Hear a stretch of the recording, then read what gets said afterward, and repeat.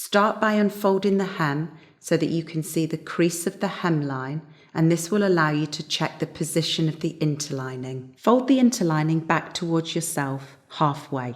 The interlocking stitch will always start on the left side if you are right-handed, and if you are left-handed, then this stitch will start on the right side of your sample. Start by securing the thread, making sure you are only picking up the top layer of the interlining.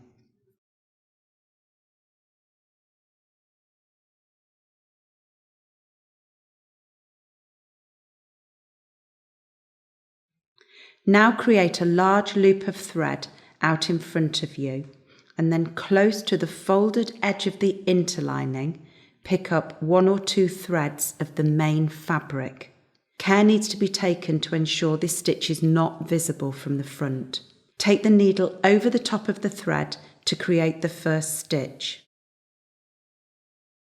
To create the second stitch, create a large loop of thread in front of you and insert the needle into the interlining and pull the needle through. Then pick up 1 or 2 threads of the main fabric.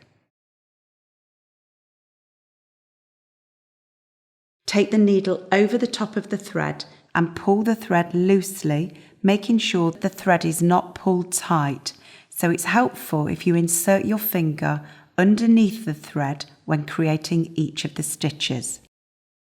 So to recap, create a large loop of thread in front of you.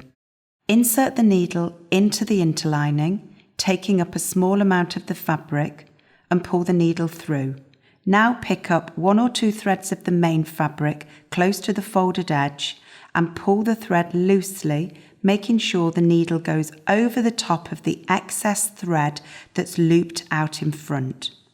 This process will then be repeated until you get to the top.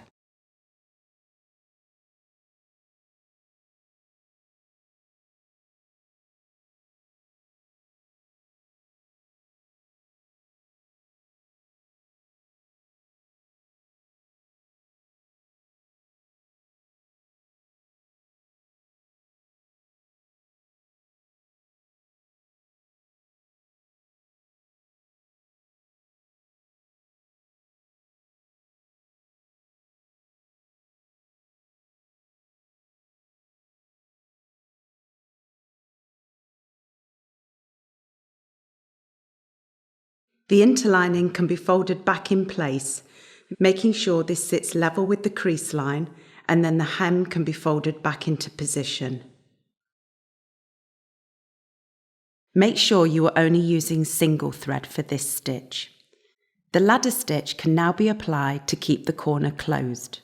Insert the needle and secure the thread just slightly higher than where the mitre starts.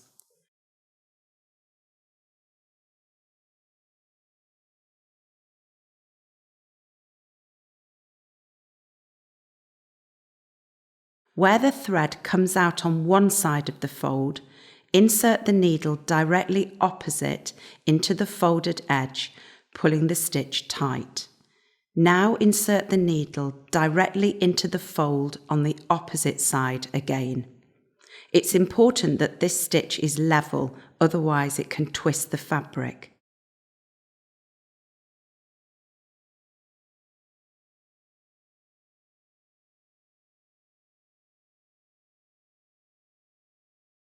Each stitch can be about 1/2 centimetre in length on both sides.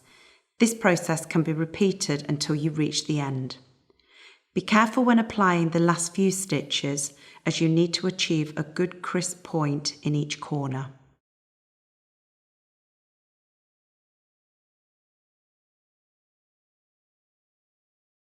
When finishing off this stitch, it's a good idea to continue back up the mitre about 1 centimetre before securing the stitch.